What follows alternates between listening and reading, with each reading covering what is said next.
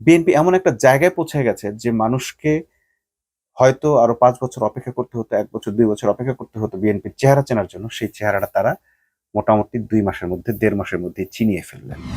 সেই SLM group আরো যে মালিকেরা সবাই মিলে ইসলামী ব্যাংকগুলোকে লুটপাট করে খেয়েছে, ইসলামী ব্যাংকের গ্রাহকরা এখন কোনো টাকা পাচ্ছেন না, সেই ইসলামী ব্যাংকে আবার সেই মালিকদের ফিরিয়ে আনছেন ৭.৫% টাকা ফেরত দেওয়ার বিনিময়ে। যিনি তার বক্তব্যে বলেছেন আমেরিকার মতো উন্নত শিক্ষা ব্যবস্থা বাংলাদেশে ইম্পোর্ট করবেন, তিনি উন্নত বিশ্বের মতো উন্নত শিক্ষা ব্যবস্থা তিনি নিয়ে আসবেন, তিনি কোমলমতি শিক্ষার্থীদেরকে যা জিজ্ঞেস করতেছেন বেগম খালেদা জিয়ার নাতির নাম কি, আগামী ১ বছরের মধ্যে জামাতের রাজনৈতিক পরিচয় মুছে ফেলবে, এবং এটা ঘোষণা দিয়েছে ছাত্রদলের প্রেসিডেন্ট রাকিব। আমার কাছে তো মনে হচ্ছে বিএনপি পারছে না, যেন কয়েকশো বেগে, ট্রেনের বেগে, বিমানের বেগে, সবচেয়ে দ্রুতগামী উড়োজাহাজের বেগে দৌড়ে যাচ্ছে পতনের। বিএনপি একের পর এক ব্লান্ডার করে যাচ্ছে, বাংলাদেশের মানুষকে, গণমানুষের কণ্ঠকে কোনোভাবে তোয়াক্কা করছে না। আমরা ইতিমধ্যে দেখলাম ১১ দলের অধীনে, ১১ দলের নেতৃত্বে সারা বাংলাদেশে বিক্ষোভ মিছিল হয়েছে। সেই বিক্ষোভ মিছিলগুলোতে, জেলা পর্যায়ে যে মিছিলগুলো হয়েছে সেখানেও হাজার হাজার মানুষ রাস্তায় নেমে এসেছে। এর আগে আমরা দেখলাম ঢাকা বিশ্ববিদ্যালয়ের শিক্ষার্থীদের কয়েকজন অনশন করেছে শুধুমাত্র জুলাই গণঅভ্যুত্থানের যে ফলাফল, যে গণভোট রায়, সে রায় যেন মেনে নেওয়া হয়, বাস্তবায়ন করা হয়, শুধু এই দাবিতে। অর্থাৎ গণভোট দিয়ে মানুষ যে জুলাই সনদকে স্বীকৃতি দিয়ে দিল, ৭০ ভাগ মানুষ, সেই ৭০ ভাগ মানুষের রায়কে অস্বীকার করছে এই সরকার। এমনকি এই যে সাধারণ শিক্ষার্থীরা অনশন করলো, সে অনশনকে পর্যন্ত গুরুত্ব দেয়নি এই সরকার। এই সরকার বিরোধী দলকে গুরুত্ব দিচ্ছে না, এই সরকার গণভোটকে গুরুত্ব দিচ্ছে না, এই সরকার নিজেদের ইশতেহারকে গুরুত্ব দিচ্ছে না। তাহলে গুরুত্বটা দিচ্ছে কাকে? এই প্রশ্নের সহজ উত্তর, এই সরকারের কাছে এখন একমাত্র গুরুত্বপূর্ণ রাষ্ট্র এবং ব্যক্তি হলো সেই একটি বিশেষ স্টেট, যারা শেখ হাসিনাকে মনস্টার বানিয়েছিল, স্বৈরাচার বানিয়েছিল, ঠিক তারাই তাদের কাছে একমাত্র ধর্তব্য, একমাত্র গুরুত্বপূর্ণ ব্যক্তি, একমাত্র গুরুত্বপূর্ণ রাষ্ট্র। আর কারো কোনো কথা তারা শুনতে রাজি নয়। তারা সকালে এক কথা বলে, বিকেলে এক কথা বলে, এই বলে এটা আইনে বৈধ নেই। তারা, আমরা দেখলাম সালাউদ্দিন আহমেদ বলল যে গণভোট অবৈধ, হাইকোর্টের মাধ্যমে তারা এরকম একটা আহ, রায়, স্থগিত রায় নিয়ে আসছে, রিট নিয়ে আসছে, অবৈধ কেন নয় এটার ব্যাপারে একটা রুল জারি করেছে কোন এক ব্যক্তির মামলার পরে বা রিট পিটিশনের পরে, অর্থাৎ এটা অবৈধ। এখন আবার বলছে যেহেতু এটা গণভোট হয়ে গেছে তাই এটা অবৈধ নয়, এটা বৈধ। অথচ এই গণভোটের প্রফর্মাটা তারাই দিয়েছিলেন, প্রস্তাবনাটা তারাই দিয়েছিলেন। অবৈধ কাজের জন্য এই রাষ্ট্রের অর্থ ব্যয় করলেন। অর্থাৎ বিএনপি এমন একটা জায়গায় পৌঁছে গেছে যে মানুষকে হয়তো আরো ৫ বছর অপেক্ষা করতে হতো, ১ বছর ২ বছর অপেক্ষা করতে হতো বিএনপির চেহারা চেনার জন্য। সেই চেহারাটা তারা মোটামুটি ২ মাসের মধ্যে, ১.৫ মাসের মধ্যে চিনিয়ে ফেললেন। ইতিমধ্যে আমরা দেখলাম দুর্নীতিতেও এই সরকার একেবারে শেখ হাসিনার ১৫ বছরকে যেন তারা এই ১৫ দিনেই, ১ মাস ১৫ দিনেই পার করে ফেলছেন। ইসলামী ব্যাংক নিয়ে ইতোমধ্যে তারা বড় ধরনের কাটাছেঁড়া শুরু করেছেন, সেই লুটেরা বাহিনীকে আবার ফিরিয়ে এনেছেন। সেই এসএলএম গ্রুপ আরো যে মালিকেরা সবাই মিলে ইসলামী ব্যাংকগুলোকে লুটপাট করে খেয়েছে, ইসলামী ব্যাংকের গ্রাহকরা এখন কোনো টাকা পাচ্ছেন না, সেই ইসলামী ব্যাংকে আবার সেই মালিকদের ফিরিয়ে আনছেন ৭.৫% টাকা ফেরত দেওয়ার বিনিময়ে। তারপর বলে দিচ্ছেন ২ বছর পর বাকি টাকা তারা ঋণের টাকা ফেরত দিবে। যখন তারা এই ৭.৫% দিয়ে আবার ব্যাংকের মালিক হবে, তারা তো আবার ব্যাংক থেকে লুটপাট করবে, সেই লুটের টাকা থেকে আবার এই ব্যাংকের ঋণ পরিশোধ করবে। ঠিক আগে যেটা করেছে, এক ব্যাংক থেকে লুট করে আরেক ব্যাংকে দিয়েছে, আবার আরেক ব্যাংক থেকে লুট করে আরেক জায়গায়, এরপরে পুরো টাকা একসাথে করে বাস বিদেশে পাচার করে দিয়েছে।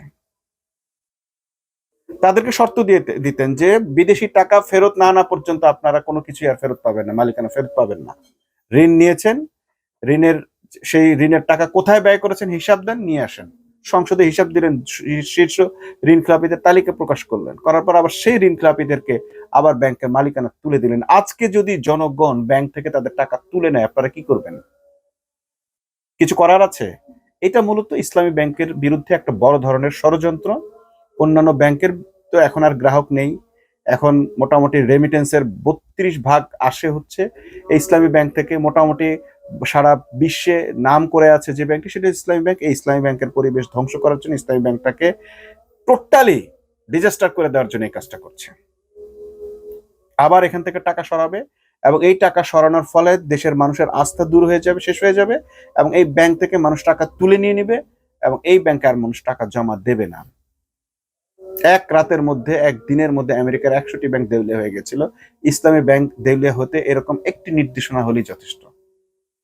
জাস্ট এই এসালমকে ফিরিয়ে আনার পর যদি জনগণ সিদ্ধান্ত নেয় যে আমরা আমাদের টাকা তুলে ফেলবো, তাহলে লক্ষ লক্ষ কোটি গ্রাহক যদি তাদের টাকা তুলতে গিয়ে যদি 10% লোক টাকা তুলতে যায়, ব্যাংক তো এই টাকা দিতে পারবে না। এবং এই 10% গ্রাহক যদি গিয়ে বলে যে আমি আমার টাকা তুলতে পারছি না, ব্যাংকের অবস্থা খারাপ, আরো 10% লোক রাস্তায় এনে ব্যাংকের কাছে চলে আসবে যে টাকা ফেরত দেন। কাল যদি এই লোকগুলো টাকা তুলতে শুরু করে, তাহলেই তো ব্যাংক দেউলিয়া হয়ে গেল। এখন ব্যাংকে মানুষ জমা রাখছে, সেই জমা রাখার টাকা আপনারা ফেরত দিচ্ছেন। যখন কাল কোনো আস্থা থাকবে না এই ব্যাংকের প্রতি, এসালম ডাকাত ঢুকার পরপরইতে এই ব্যাংকের আস্থা শেষ হয়ে যাবে, ধ্বংস হয়ে যাবে। সাথে সাথেই মানুষ টাকাটা তোলা শুরু করবে এবং জমা রাখা বন্ধ করে দিবে। কি করবে? অর্থাৎ এই ব্যাংক দেউলিয়া হয়ে যাবে। লিখে রাখেন, এই সরকার দেউলিয়া করার ষড়যন্ত্রটাই করছে। একীভূত করে 5টা ব্যাংক, সেই টাকা মানুষ পায় না, পাবলিক পায় নাই, তারা রাস্তায় গিয়ে মিছিল মিটিং করেছে।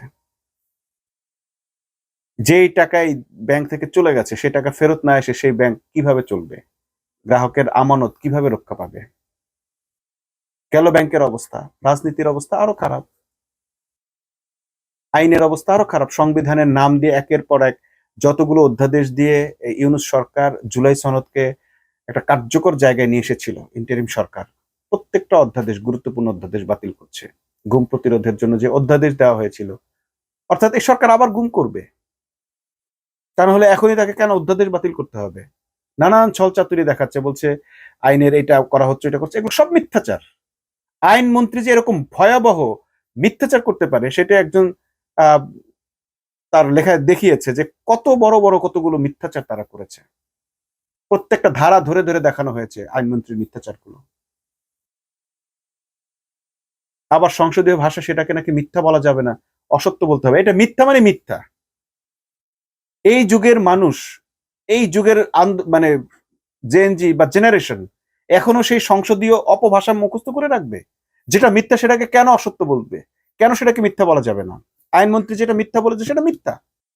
এই রেওয়াজ, এই রীতি রেওয়াজের নাম দিয়ে আপনারা সংসদটাকে এখন পুরোপুরি একপেশে করে ফেলেছেন। অবিলম্বে এখান থেকে বিরোধী দলের সংসদ সদস্যরা পদত্যাগ করতে বাধ্য হবে। কিন্তু তারা ধৈর্য ধরছে, তারা পরিবেশ পরিস্থিতি বিবেচনা করছে, যাতে কেউ তাদেরকে বলতে না পারে যে বিরোধী দলকে যথাযথ সময় দেওয়া হয়নি। আমার ধারণা সর্বোচ্চ তারা 6 মাস সময় পাবে, কারণ ইতিমধ্যে মানুষ রাস্তায় নেমে গেছে। মানুষের জীবনে কোনো স্বস্তি নেই, তেলের সংকট, রাস্তায় রাস্তায় তেলের জন্য গাড়ি দাঁড় করিয়ে রাখতেছে। এমন অনেকেই আছে যে তাদের গাড়ি ইতিমধ্যে বন্ধ করে দিয়েছেন। হাজার হাজার মানুষ তাদের মোটরসাইকেল বাড়িতে বন্দি করে রাখছেন, তাদের কাজ হচ্ছে না, অফিসে যেতে পারছে না গাড়ি দিয়ে।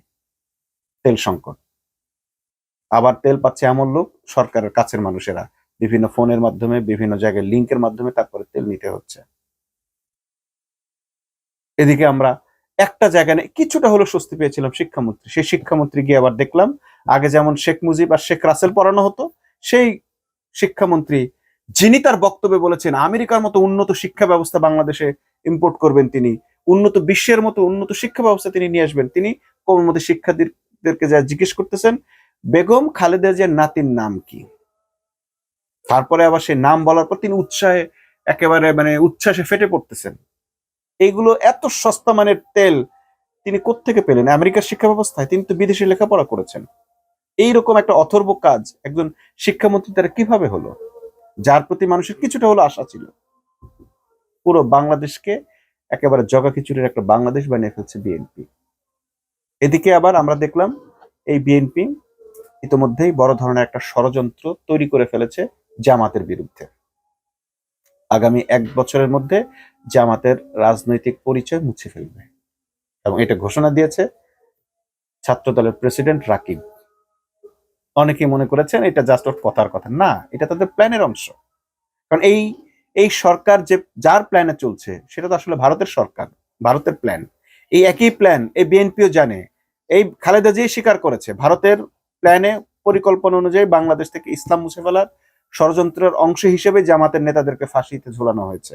এটা খালেদা জিয়ার বক্তব্য। এদের নামে মামলা করা হয়েছে, এরা কেউ যুদ্ধাপরাধী না, শুধুমাত্র ভারতকে খুশি করার জন্য শেখ হাসিনা এটা করেছে। ঠিক খালেদা জিয়ার দল বিএনপি এখন এই ভারতের সেই প্রেসক্রিপশন বাস্তবায়ন করার জন্য এখন জামাতের বিরুদ্ধে ষড়যন্ত্র করছে। তারা 1 বছরের মধ্যে জামাতের নাম নিশানা মুছে ফেলার কাজটা কিভাবে করবে সেটার মোটামুটি একটা প্ল্যান দাঁড় করিয়েছে।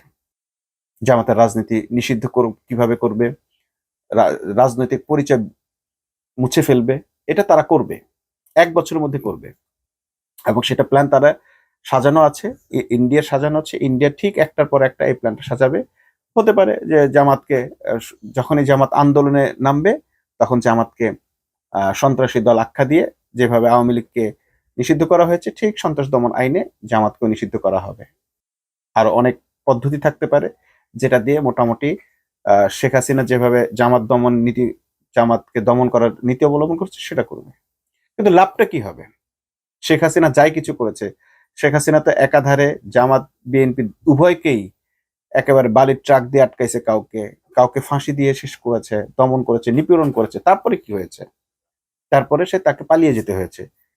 তারেক রহমান আবার আরো এক মানে কাঠি আগে এগিয়ে আছেন। সেটা হচ্ছে 1 লাইন আগে আছেন তিনি। একেবারে ইতিমধ্যেই তার একটা ভবন নির্মাণ করছেন বিদেশি কায়দায়, বাংকার টাঙ্কার সহ, মানে যুদ্ধ বিধ্বস্ত দেশে যেরকম বাংকার থাকে, হ্যাঁ সেরকম বাংকার দিয়ে তিনি তার ভবন বানাচ্ছেন, যাতে তিনি যদি বোমা টোমা মারে বা তার উপর হামলা হয়, তার কিছু হয়, তিনি বাংকারে গিয়ে লুকিয়ে থাকতে পারেন। সে বাংকার থেকে কোথাও অন্য কোনো দেশে চলে যেতে পারেন বা আরো কোনো জায়গায়, নিরাপদ জায়গায় পৌঁছে যেতে পারেন, এরকম সিস্টেম তিনি করে রাখছেন। অর্থাৎ পালাবার বা বাঁচার সর্বোচ্চ চেষ্টাটা তিনি করছেন। কেন করবেন? তিনি যদি জনগণের নেতা হন, জনগণের প্রধানমন্ত্রী হন, আমরা নেপালে কি দেখতে পাচ্ছি? উল্টোটা। 13 দিনের মাথায় পুরো নেপালকে বদলে ফেলেছে বালেন্দ্র শাহ। এখানে বিসিবিকে সাজানো হয়েছে বাপের দোয়া প্রোডাকশন হিসেবে, বাপের দোয়া কমিটি হিসেবে। বাপের সন্তানরা গিয়ে ওখানে, একজনের স্ত্রী, কারো সন্তান গিয়ে পুরো বিসিবিকে দখল করে ফেলেছে। আর নেপালে শুধু আত্মীয়করণের অপরাধে বরখাস্ত করা হয়েছে।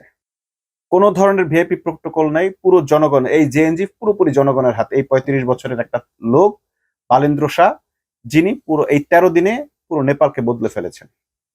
বাংলাদেশে আইন হচ্ছে দুদককে একেবারে দন্তনখরহীন একটা ধরাসাপ বানানো হচ্ছে। অধ্যাদেশটা বাতিল করে দিয়ে, যে অধ্যাদেশের মাধ্যমে দুদককে দুর্নীতিবাজদের বিরুদ্ধে ব্যবহার করা যেত, সেই দুদককে এখন দুর্নীতিবাজদেরকে সাদা সার্টিফিকেট দেওয়ার কাজে ব্যবহার করা হবে। আর নেপালে কি হলো? নেপালে এমন ভাবে করা হয়েছে আইনগুলো যেন কেউ 2 টাকার দুর্নীতি করে পার না পায়। এই নেপালও কিন্তু একটা অভ্যুত্থানের মধ্য দিয়ে এই জায়গায় পৌঁছায়নি। নেপালে একটার পর একটা গণ অভ্যুত্থান হতে হতে এইবার এসে এই জায়গাটা পৌঁছেছে। বাংলাদেশের মানুষকেও এই থেমে থাকলে চলবে না। জামাতের আমির সাদিক কায়েম, শিবিরের নেতারা বারবার ঘোষণা দিয়েছেন, জেনজি এবং এনসিপির নেতারা, আমরা থামবো না। এবং এটাই বাস্তব, তারা থামবেন না। আমরা দেখলাম যে ঢাকা বিশ্ববিদ্যালয়ে যারা অনশন করেছিল তাদের পাশে এসে দাঁড়িয়েছে শহীদের মায়েরা। শহীদ ফাহমিদের মা এসে বলতেছে, তুমি আমার সেই সন্তান, আমার চলে যাওয়া সন্তান, আমার শহীদ হওয়া সন্তান, আমি আর তোমাকে যেতে দিব না। যেভাবে আন্দোলন করা লাগে, যা করা লাগে আমরা তাই করব।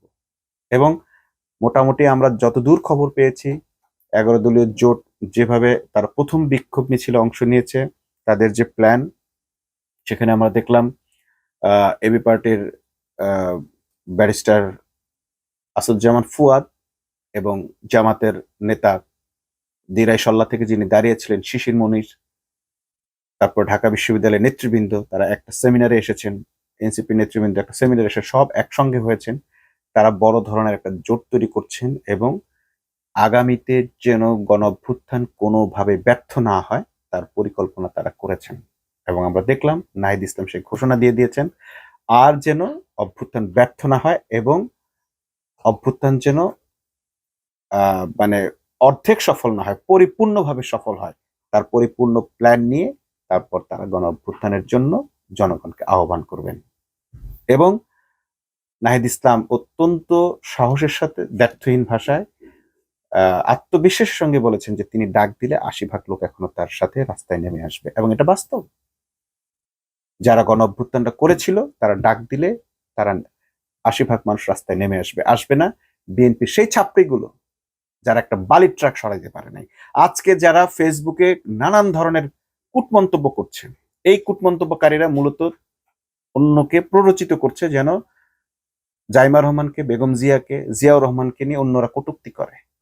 তার কারণে তারাই অন্যদের নেতা নেত্রীদেরকে নিয়ে, বিভিন্ন জনকে নিয়ে বাজে ধরনের মন্তব্য করছে।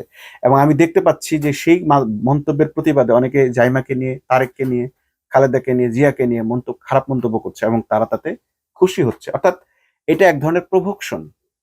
প্রভোগ করে ওই ওই নেতাদেরকে, মানে বিএনপি নেতাদেরকে বিএনপি নেতারা গালি খাওয়াচ্ছে। এবং আরেকটা মজার বিষয় হচ্ছে, এরা কেউ খালেদা জিয়ার কে যেদিন বাড়ি থেকে বের করে দেওয়া হয় এক কাপড়ে, সেদিন ঠেকাতে যায়নি, বালির ট্রাকও সরাতে যায়নি। যে লোকেরা বালির ট্রাক সরাতে চায়নি, সেই তাদের উপর নির্ভর করে যদি বিএনপি এত বড় ব্লান্ডার করতে যায়, তাহলে এটি নিজের পায়ে কুড়াল মারা। যেই ভারত শেখ হাসিনাকে ঠেকায় রাখতে পারে নাই, বাঁচাইতে পারে নাই, ক্ষমতায় টিকিয়ে রাখতে পারে নাই, সেই ভারত কিভাবে তারেক রহমানকে ক্ষমতায় টিকিয়ে রাখবে? আমার কাছে তো মনে হচ্ছে বিএনপি পারছে না, যেন কয়েকশো বেগে, ট্রেনের বেগে, বিমানের বেগে, সবচেয়ে দ্রুতগামী উড়োজাহাজের বেগে দৌড়ে যাচ্ছে পতনের দিকে। যে অধ্যাদেশগুলো মানুষের সুরক্ষার জন্য করা হয়েছে, সেই অধ্যাদেশগুলো তাদেরকে কেন বাতিল করতে হচ্ছে? তারা শুরুতেই মানুষকে দেখিয়ে দিতে চান যে তারা অপকর্ম একেবারে আজান দিয়া করবেন, উলঙ্গ হয়ে তারা অপকর্ম করবেন, দুর্নীতিতে তারা অপকর্ম করবেন, গুম করবেন, টাকা পয়সা লুটপাট করবেন, ব্যাংকগুলো ধ্বংস করবেন, এভরিথিং তারা করবেন। তারা কি মানুষের ধৈর্য পরীক্ষা করছেন? ৬টা মাস আপনারা অপেক্ষা করতে পারলেন না? আগামী ৬ মাসের পর আপনার ব্যাংক থাকবে? এস আলম ঢুকলে ব্যাংক কখনোই থাকবে না, ব্যাংক শেষ হয়ে যাবে। হয় সে দুর্নীতি করবে, না হয় গ্রাহকরাই তাদের টাকা তুলে নিয়ে ব্যাংক ধ্বংস করে দেবে, দেউলিয়া করে ফেলবে। এই আগামী ৬ মাসের মধ্যে আপনার যে আইন প্রশাসন গুমের যে কালচার তৈরি করছেন নতুন করে গুম অধ্যাদেশ বাতিল করার জন্য, আপনার এই প্রশাসনকে আপনি আবার আগের মতো করে কাজে লাগানোর জন্য প্রশাসনের পক্ষে যত রকমের আইন আছে, অর্থাৎ প্রশাসনের ব্যক্তিরা, এই যে আন্তর্জাতিক অপরাধ আইসিটি কে আপনারা নিয়ে আসতেছেন গুমের সাথে, যাতে এই প্রশাসনের ব্যক্তিরা কোনোভাবেই সে আইনের কাছে দ্বারস্থ হইতে বাধ্য না হয়, কৈফিয়ত দিতে বাধ্য না হয়, তাদেরকে যেন বিচার করা না যায়। শুধুমাত্র এদেরকে বাঁচানোর জন্য আপনারা গুম অধ্যাদেশটা বাতিল করলেন। কি গুম করবেন তো? এই গুম করে কি হাসিনা টিকে ছিল? টিকে কিন্তু নাই। আমরা স্রেফ ৬টা মাস দেখতে চাই এই সরকার আসলে কোন দিকে যায়। তারপর সরকার নিজেই নিজের পতন ত্বরান্বিত করবে। জনগণ এই ৬ মাসেও তাকে সময় দেয় কিনা, এটাই আমার কাছে এখন সন্দেহ হয়। সরকার যত তাড়াতাড়ি তার চেহারা দেখাচ্ছে মানুষের সামনে, যেভাবে খুল্লাম খোলা দুর্নীতি শুরু করছে, যেভাবে ব্যাংক প্রতিষ্ঠানগুলো দখল করছে, যেভাবে সমস্ত জায়গা বিসিবি দখল করে নিল, যেভাবে সে অধ্যাদেশগুলো বাতিল করছে, জুলাই সনদকে বাস্তবায়ন না করে জুলাই শহীদদেরকে নিয়ে ক্রিটিক করছে, তুচ্ছতাচ্ছিল্য করছে, এই সরকারের মনেই হয় না যে ৬ মাসে তাদের টিকে থাকার কোনো ইচ্ছা আছে। আমার কাছে যেটা মনে হয় যে ৬ মাসের মধ্যে তারা আরেকটা নির্বাচন দিবে, সেই নির্বাচন দিয়ে ভারতের পরিকল্পনায় সে নির্বাচন দিয়ে তারা ইনক্লুসিভ নির্বাচনের নাম দিয়ে শেখ হাসিনাকে বাংলাদেশে, আওয়ামী লীগকে বাংলাদেশে পুনর্বাসন করবে, এবং আওয়ামী লীগকে তারা প্রধান বিরোধী দল করার চেষ্টা করবে। যদি ভারত তাদেরকে এই ধরনের প্রত্যাশা দিয়ে আরেকটা নির্বাচনের বা এই ধরনের খেলার সুযোগ করে দেয়, তাতেও ভারত যে তার কথা রাখবে এর কোনো গ্যারান্টি নেই। বিএনপির এখন ইচ্ছা প্রধান বিরোধী দল করবে আওয়ামী লীগকে, কারণ জামাত প্রধান বিরোধী দল থাকলে তারা স্বস্তিতে থাকতে পারে না, কারণ জামাত দুর্নীতি করে না, অপরাধ করে না। আওয়ামী লীগ বিএনপি থাকলে তারা সমানে সমান। আর আওয়ামী লীগের প্রতি মানুষের ঘৃণা আছে, যেহেতু তারা গণহত্যাকারী দল, বিএনপি কিছুটা হলো ব্যালেন্স করতে পারে। যদি এই ধরনের ষড়যন্ত্র তারা করে থাকে ৬ মাস বা ১ বছরের মধ্যে, তাহলে ওই যে রাকিব বলেছে ১ বছরের মধ্যে জামাতের রাজনীতি বিলীন করে দেবে, রাজনৈতিক অস্তিত্ব শেষ হয়ে যাবে, এরকম কোনো ষড়যন্ত্রের আভাস আমরা পাচ্ছি। তবে বাস্তবতা হচ্ছে 15 ফেব্রুয়ারি খালেদা জিয়া নির্বাচন দিয়েছিল, সে নির্বাচনে বিএনপি বিলীন হয়েছে। এবং এই সরকার সবাইকে শুধু সংবিধান দেখাচ্ছে, আইন দেখাচ্ছে, অধ্যাদেশ দেখাচ্ছে। আমি বলবো চুপচাপ সব মেনে নেন। এই সরকার সংবিধান দেখাবে, এই সরকার আইন দেখাবে, এই সরকারকে জনগণ অভ্যুত্থান দেখাবে। অভ্যুত্থানের জন্য কোনো আইন লাগে না, কোনো সংবিধান লাগে না, কোনো প্রশাসন লাগে না, কোনো সেনাবাহিনী লাগে না।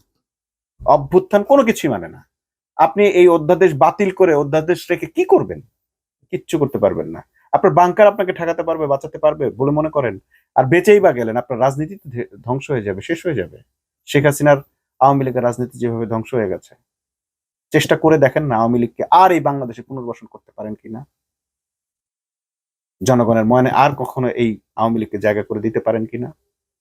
নিজের ধ্বংস নিজে ডেকে আনছে বিএনপি। তাকে আর বোঝানোর উপায় নেই, কারণ তার মাথার উপর বসে আছে ভিনদেশি এজেন্টরা। তারা তাকে যেভাবে পরিচালিত করছে সে সেভাবেই চলছে। দলকে ধ্বংস করছে, বাংলাদেশকে ধ্বংস করছে, বাংলাদেশের জনগণকে ধ্বংস করছে। আমরা এই ধ্বংসের হাত থেকে রক্ষা পেতে চাই এবং আমরা সেই রক্ষাকর্তার দেখা পেতে চাই। আল্লাহ আমাদেরকে সেরকম একজন রক্ষাকর্তা আমাদের মাঝে পাঠাক। আল্লাহ হাফেজ।